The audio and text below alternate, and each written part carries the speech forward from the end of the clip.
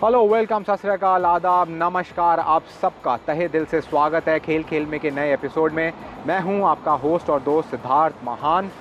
मैं इस समय इंग्लैंड की सबसे मशहूर, सबसे आइकॉनिक, सबसे पॉपुलर जगह पे खड़ा हूं।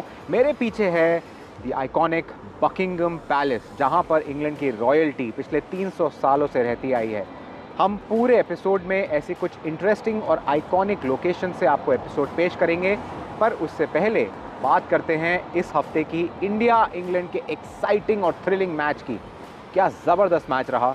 इंडिया 22 रन पीछे रह गई, पर दाद देनी पड़ेगी इंडिया के टेलेंडर्स की। जसप्रीत बुमराह और मोहम्मद सिराज ने बहुत फाइट दिखाई, और तारीफ़ करनी होगी रविंद्र जडेजा की, जो कि लगातार बहुत ही अच्छा प्रदर्शन करते आए हैं इस पूरी सीरीज़ में।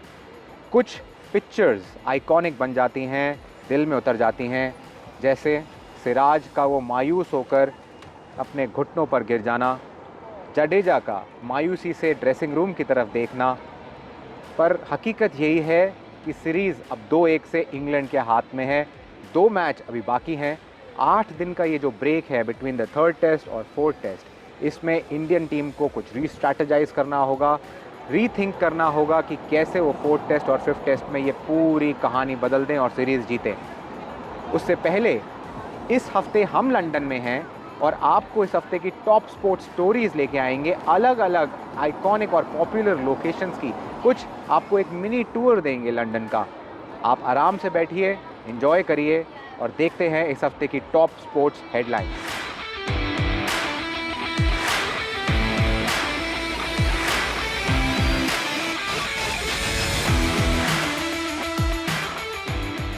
मेरे पीछे है द फेमस बकिंगम पैलेस।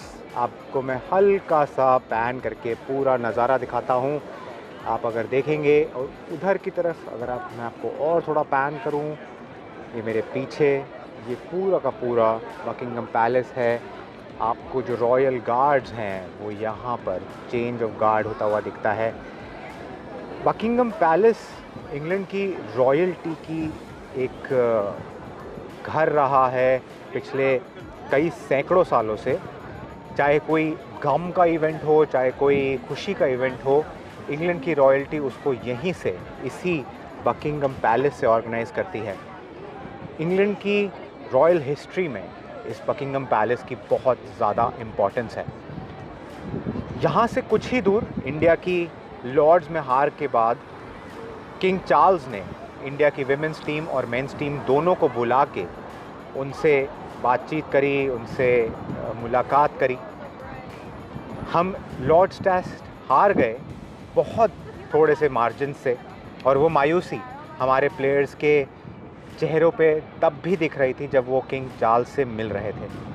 आइए बात करते हैं इस थर्ड टेस्ट की, और साथ ही ऐसे क्या कारण रहे जो टीम इंडिया को सीरीज़ में 2-1 से पीछे कर गए। चेक करिए ये नेक्स्ट स्टोरी।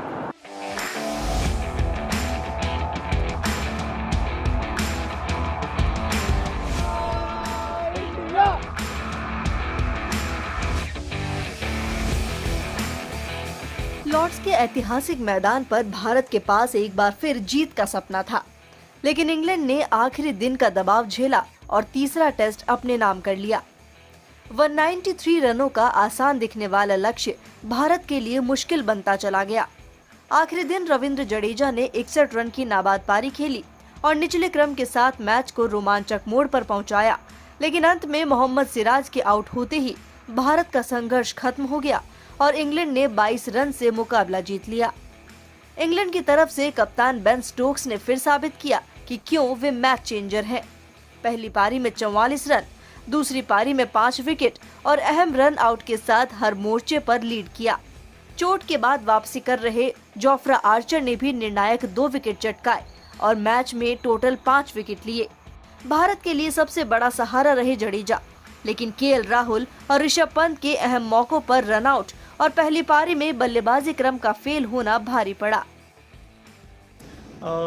जी सर, हमने बैटिंग में आई थिंक कल का जो 1 घंटा और आज के शुरू के 1 घंटा उतना अच्छा नहीं खेले हम। आई थिंक टॉप ऑर्डर में ज़रूरी था कि 1 या 2 50 रन की पार्टनरशिप अगर होती तो बॉल हमने देखा कि एक बार 30-40 ओवर के बाद बॉल थोड़ा बैटिंग करने के लिए ईजी हो जाता।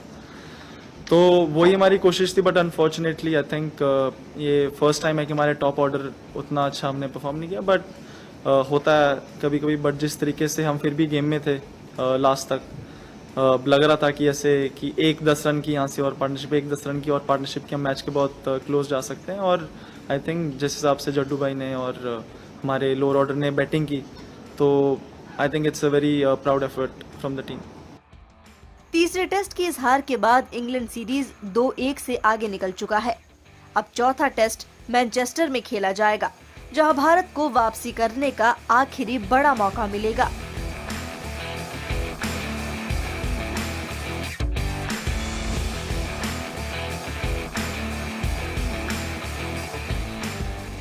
अब मैं आपको लेके आया हूँ द पैलेस ऑफ वेस्टमिंस्टर। ये आप पूरी देखेंगे, ये यहाँ की पार्लियामेंट बिल्डिंग है जहाँ पर दोनों हाउसेस बैठ के लॉज पास करते हैं।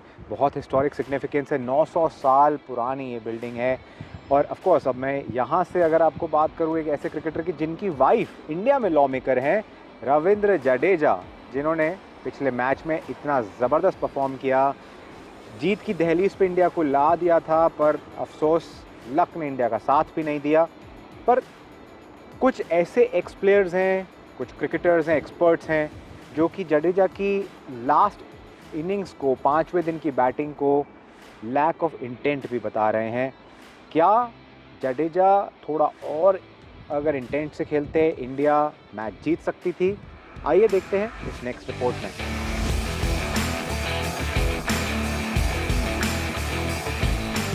लॉर्ड्स टेस्ट का आखिरी दिन भारत के लिए उम्मीद और मायूसी दोनों लेकर आया। भारतीय टीम 82 रन पर 7 विकेट गंवा चुकी थी। ऐसे में रविंद्र जडेजा ने मोर्चा संभाला। बेहद मुश्किल हालात में जडेजा ने एक साहसिक पारी खेली। 181 गेंदों में नाबाद 61 रन बनाए। उन्होंने निचले क्रम के साथ 80 रन से ज्यादा की साझेदारियां निभाई और भारत को जीत की उम्मीद दिलाई। लेकिन आखिरकार इंग्लैंड की गेंदबाजी का दबाव भारी पड़ा और भारत जीत से सिर्फ 22 रन दूर रह गया। क्रिकेट के कई विशेषज्ञों का मानना है कि अगर जडेजा ने अंत में थोड़ा और आक्रामक अंदाज दिखाया होता तो शायद कहानी कुछ और होती। कुछ पूर्व क्रिकेटर्स ने ये भी कहा कि आखिरी विकेट पर रक्षात्मक खेलते हुए उन्होंने मौके गंवा दिए। लेकिन वहीं दूसरी तरफ फैंस ने जडेजा की पारी को सराहा। लॉर्ड्स के बाहर भी भारतीय फैंस ने जडेजा के लिए तालियां बजाई और टीम के लिए सपोर्ट दिखाया। India played well. India played well, but we came back well today. Yes, there's 2 more to go. We can come back. And what about Jadeja? Let's have a let's have a cheer for him.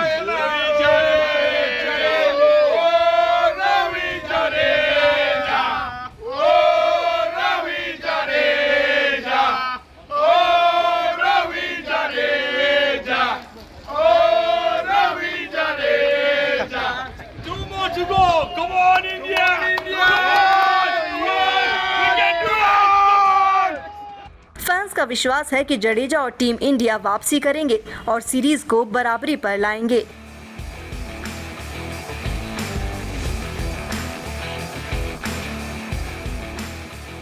आप मेरे पीछे देखेंगे, मैं आपको लेके आया हूँ दी iconic big Ben. ये बहुत ही पॉपुलर, वर्ल्ड का सबसे पॉपुलर लैंडमार्क है और कई फिल्मों के ओपनिंग शॉट्स का हिस्सा रहा है। ब्रिटिश कल्चरल हिस्ट्री का ये बहुत बड़ा पार्ट है। और अगर हम समय की बात कर रहे हों तो भारतीय विमेंस क्रिकेट टीम का समय बहुत ही अच्छा चल रहा है। विमेंस क्रिकेट टीम ने इंग्लैंड को इंग्लैंड में ही हराकर T20 सीरीज़ जीत ली है और वनडे सीरीज़ अभी चालू है। देखते हैं उनकी वनडे सीरीज़ की कुछ हाइलाइट्स।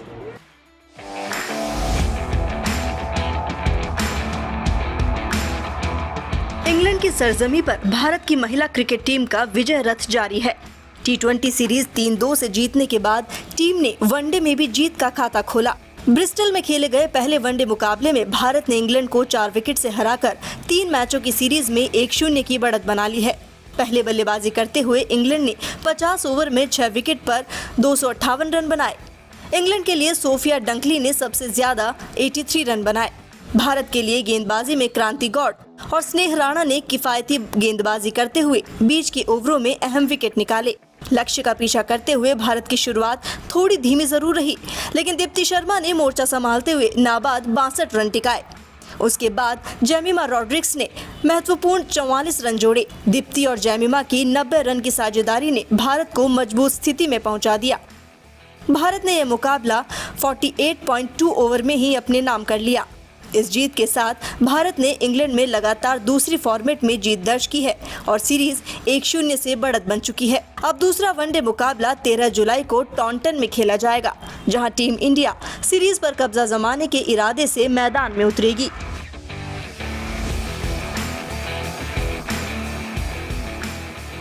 लंदन के कोने कोने में बसे हुए हैं बहुत ही शानदार पार्क्स। हम इस समय ग्रीन पार्क में हैं, यहाँ से बहुत ही पास हाइड पार्क है। और अगर हम ग्रीनरी की बात करें तो ग्रास कोर्ट्स और विंबलडन की कैसे बात नहीं करेंगे। इस हफ्ते खेला गया विमेन सिंगल्स और main singles final. Main singles final जहां बहुत कांटे की टक्कर रही, विमेन सिंगल्स बहुत ही वन साइडेड मुकाबला रहा। चेक करिए ये नेक्स्ट रिपोर्ट।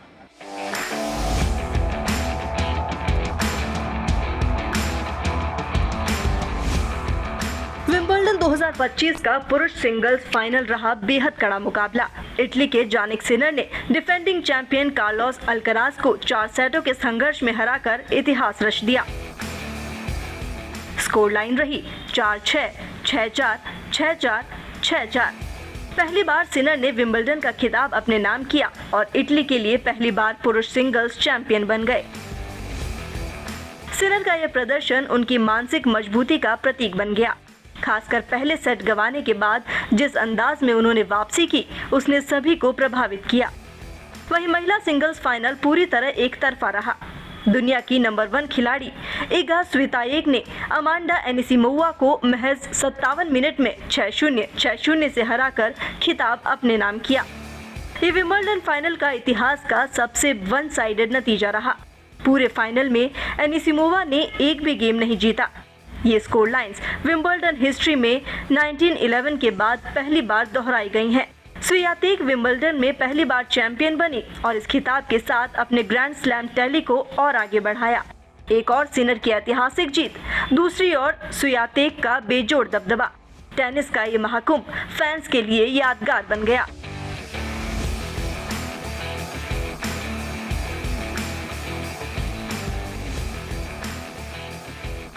आप मेरे अगर पीछे देखेंगे तो ये है फेमस लंदन आई, बहुत ही मेजर टूरिस्ट स्पॉट। आप चारों तरफ देखिए कितनी भीड़ है और बहुत ही ब्यूटीफुल लोकेशन। इसके पूरे यहाँ से बीच पे से जा रही है थेम्स रिवर। मेरे दोनों ये बीच में ब्रिज है और इस तरफ भी, और ये पीछे है पार्लियामेंट बिल्डिंग का दूसरा हिस्सा। बात करते हैं भारतीय बैडमिंटन की, भारतीय शटलर्स की, जो कि बहुत अच्छा प्रदर्शन नहीं कर रहे हैं काफ़ी समय से। जिन प्लेयर्स से बहुत उम्मीदें रही हैं उन लोगों ने डिसअपॉइंट किया है। पीवी सिंधु जापान ओपन के फर्स्ट राउंड में बाहर हो गई हैं। क्यों ऐसा हो रहा है, क्या कारण है, इस जापान ओपन के बाकी रिजल्ट्स की भी बात करेंगे। देखिए ये अगली रिपोर्ट।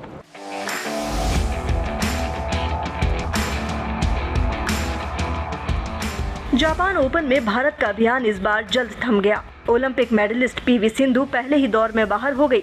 दक्षिण कोरिया के सिम यो जिन ने सिंधु को सीधे गेम्स में हराया। सिंधु की ये लगातार चौथे पहले राउंड में हार है, जो उनके करियर के सबसे खराब दौर में से एक बनता जा रहा है। पुरुष सिंगल्स में लक्ष्य सेन ने अच्छी शुरुआत की, लेकिन दूसरे राउंड में घरेलू स्टार कोडाई नरोका के खिलाफ मुकाबला गंवा बैठे। डबल्स में भी भारत को बड़ा झटका लगा। सात्विक साईराज, रंकी रेड्डी और चिराग शेट्टी की टॉप जोड़ी दूसरे दौर में चीन की लियांग वेइकांग और वांग चांग की जोड़ी के खिलाफ हार गई। जापान ओपन में शुरुआती दौर से ही भारतीय खिलाड़ियों का बाहर होना बैडमिंटन प्रशंसकों के लिए एक बड़ा झटका है। प्रदर्शन में गिरावट साफ नजर आ रही है और एक्सपर्ट्स मानते हैं कि अब भारतीय बैडमिंटन को फिटनेस, रणनीति और मानसिक मजबूती पर फौरन ध्यान देने की जरूरत है। आगे बड़े टूर्नामेंट्स हैं जहां वापसी की उम्मीद अब और ज्यादा चुनौतीपूर्ण हो गई है।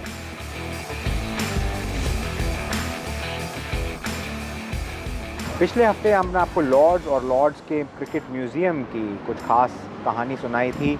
इस हफ्ते आपको वापस लेके चलेंगे लॉर्ड्स के म्यूज़ियम में, क्योंकि एक हफ्ते में लॉर्ड्स के म्यूज़ियम की हिस्टोरिक कहानियाँ बताना, क्रिकेट वर्ल्ड वॉर्स के टाइम में कैसे उस समय बॉम्बिंग्स हो रही थी और क्रिकेटर्स अपने आप को बचा रहे थे। लॉर्ड्स के ऊपर बॉम्बिंग हुई और क्या हुआ, सारी कहानियाँ इस अगली स्टोरी में। Special story from Lord's and Lord's museum.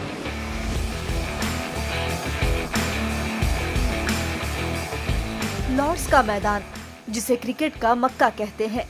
हाल ही में भारत और इंग्लैंड के बीच टेस्ट में हर भारतीय फैन की नजर यही थी, लेकिन मैदान के ठीक पीछे लॉर्ड्स के ऐतिहासिक पवेलियन के अंदर बसा है एमसीसी म्यूजियम, जहां सिर्फ ट्रॉफियां और जीत की कहानियां नहीं, बल्कि इतिहास के सबसे मुश्किल दौर की झलक मिलती है।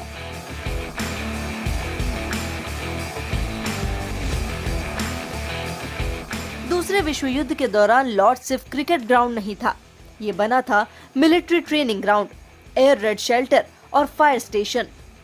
म्यूजियम में मौजूद दुर्लभ तस्वीरें दिखाती हैं कैसे बम गिरने के बीच भी क्रिकेट जिंदा था। मैदान पर खिलाड़ी हेलमेट और राइफल्स के साथ नजर आते थे, तो कभी जंग के बीच कैदियों ने कैंप में बल्ला उठाया। एमसीसी के head of heritage Neil Robinson के मुताबिक लॉर्ड्स मैदान क्रिकेट की जिजीविषा का प्रतीक है, जहां जंग हो या शांति, क्रिकेट की धड़कन कभी रुकती नहीं। And it just testifies to how important cricket had been as a continued thread of sporting and cultural life through the war, and also how it had reminded people of what life could be like outside of war. ये museum हमें याद दिलाता है कि cricket सिर्फ score card की कहानी नहीं है, ये उन खिलाड़ियों की भी कहानी है जिन्होंने देश के लिए मैदान से मोर्चे पर कदम रखा। कुछ लौटे, कुछ नहीं, लेकिन खेल जिंदा रहा, उम्मीद के साथ, जज्बे के साथ। आज जब दक्षिण एशिया में क्रिकेट अक्सर राजनीति और तनाव में फंस जाता है, लॉर्ड्स म्यूजियम हमें सिखाता है कि क्रिकेट कभी पूरी तरह थमता नहीं।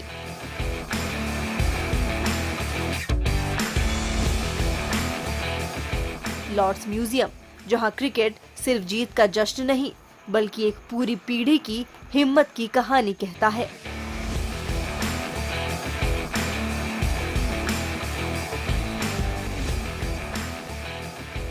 ये थी इस हफ्ते की टॉप स्पोर्ट्स स्टोरीज। इस हफ्ते के लिए इतना ही। मैं आपसे इजाज़त चाहता हूँ। इस समय मैं हूँ पार्लियामेंट स्क्वायर गार्डन। मेरे पीछे आप देखेंगे, वापस से आपको दिखाता हूँ, this is the iconic big Ben, उसके साथ में यहाँ की पार्लियामेंट बिल्डिंग, वेस्टमिंस्टर, और आगे जाके है यहाँ पे लंदन आए। This is central London. यहाँ हर समय आपको बहुत एक्टिविटी देखेगी, बहुत लोग दिखेंगे, tourist from all over the world. अभी के लिए इतना ही। इस हफ्ते हमने आपको लंदन की सैर कराई। अगले हफ्ते हम आपको लेके चलेंगे मैनचेस्टर, जहाँ पर इंडिया और इंग्लैंड का 4th टेस्ट खेला जाएगा। उम्मीद है इंडिया बहुत ही शानदार परफॉर्म करेगी और हम सीरीज़ में वापसी करेंगे। अभी के लिए इतना ही। मैं आपके लिए कुछ लंदन के आइकॉनिक इमेजेस छोड़ के जा रहा हूँ। एंजॉय कीजिए। अगले हफ्ते फिर जुड़ेंगे। देखते रहिए खेल खेल।